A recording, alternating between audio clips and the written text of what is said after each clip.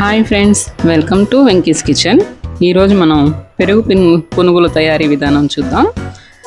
పెరుగు పునుగులు తయారీకి కావాల్సిన పదార్థాలు: 1 కప్పు బియ్యం పిండి, 1/2 కప్పు మైదా పిండి, 1 కప్పు పెరుగు, 1 కప్పు తరిగిన ఉల్లిపాయ ముక్కలు, 2 పచ్చిమిర్చి కట్ చేసి పెట్టుకోవాలి, కొంచెం కొత్తిమీర, 1 స్పూన్ జీలకర్ర. ఇప్పుడు మనం తయారీ విధానం చూద్దాం. ఒక బౌల్ తీసుకొని అందులో ముందుగా 1 కప్పు పెరుగు వేసుకోవాలి.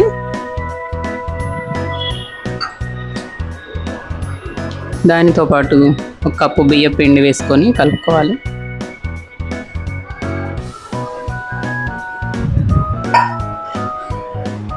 అందులోనే 2 స్పూన్ల మైదా పిండి వేసి కలుపుకోవాలి.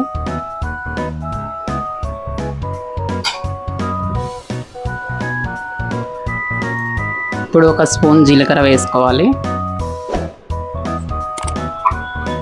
ఇప్పుడు ముందుగా తురిమిన ఉల్లిపాయ ముక్కలు, పచ్చిమిర్చి ముక్కలు వేసుకోవాలి.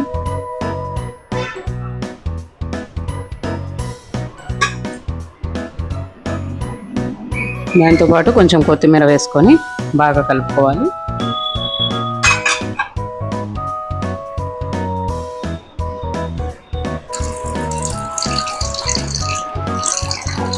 ఇందులో కొంచెంగా వాటర్ పోసుకుంటూ మనం పిండిని బాగా కలుపుకోవాలి.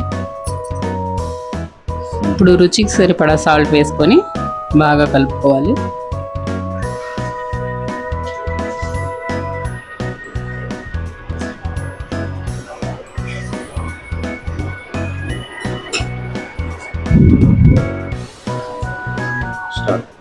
ఇలా మనం పునుగు పిండిని బాగా మెత్తగా బాగా కలుపుకోవాలి.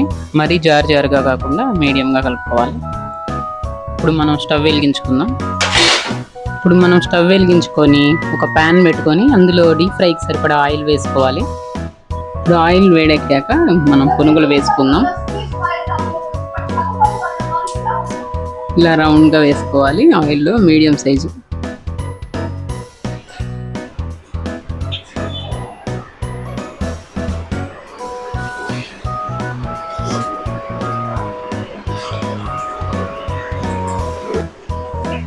ఇలా మనం 2 సైడ్స్ తిప్పుకుంటూ బాగా వేడి తీసుకోవాలి.